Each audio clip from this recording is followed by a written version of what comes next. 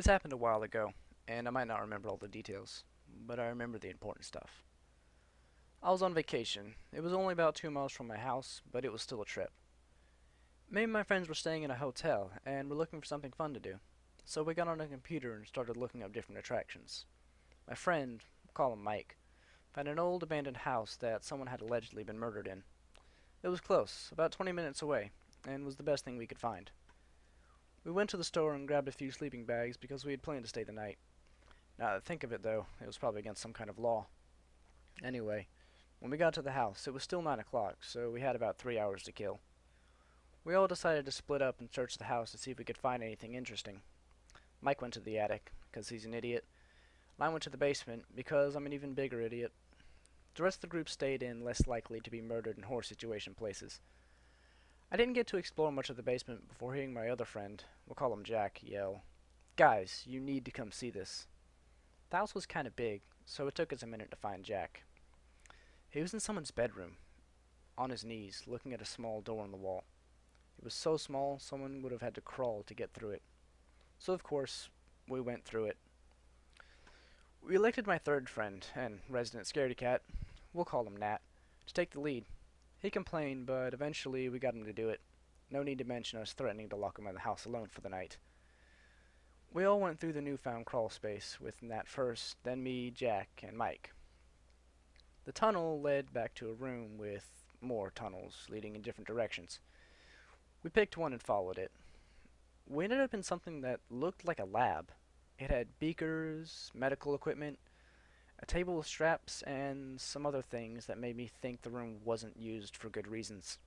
There was still dried blood stains on the table and body parts in the jars. They seemed to be decaying very slowly. Must have been the liquid they were in. Mike and Nat threw up.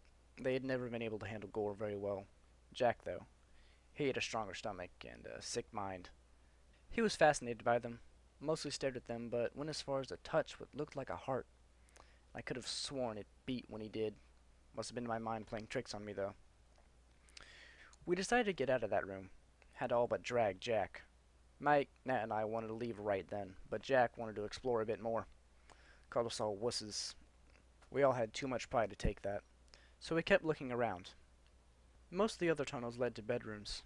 One went to what looked like a dungeon. It had various torturing tools and chains, the whole 9 yards. There was more blood there, but thankfully no body parts. Smelled terrible though. It was like someone had been rotting there. Even Jack wanted to leave, it was so bad. Next, we all went up to the attic. It looked normal. A few cobwebs, dust, boxes, and a doll. Nat went over to pick the doll up.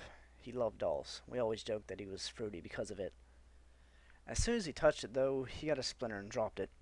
It landed in a perfect sitting position. We thought there must have been weights in it or something. With nothing else to look at, we headed for the basement. It was the last place to explore, and the sooner we got it over with, the sooner we got to leave. We had abandoned the idea of sleeping there. The basement looked a lot older than the rest of the house, and someone had vandalized it with obscene pictures and words. Most of it looked satanic. We figured the nut that kept those tunnels put them here.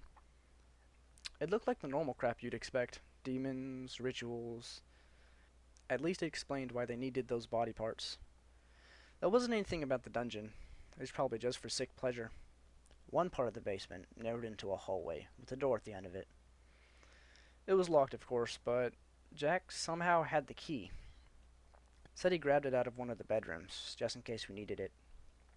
Didn't know how he knew we would need that key. I suppose it didn't matter at the time. We unlocked the door and entered reluctantly. Jack was telling us to hurry up. I was last in before him, and he might as well have pushed me into that room. I wanted to leave as soon as I got in. There were bodies on the floor. Most of them were bones by now, but some still had skin. They looked like they had had the life drained out of them. Half of them were curled up along the walls. The other half died crawling away from a bed in the back of the room. On top of the bed there was what looked like a girl chained to a wall. Looked a lot like the doll we had found earlier, actually. We thought she was dead, too. She was just skin and bone. Then she moved. She looked at us, at me, but her gaze fixed on Jack. He started laughing and crying at the same time. He turned to run, but the girl leapt at him and dragged him back toward the bed. Me and the rest of my friends ran out of there like the devil was at our heels, and I suppose he really was that day. We got out of that house, but that was the last I saw of Jack. The last memory I have of him is him crawling towards the wall, curling into a ball as the girl latched onto him. Our eyes met, and I could see his soul leave his body. Hope you guys enjoyed that. I think I might do more of these. It was fun. Bye.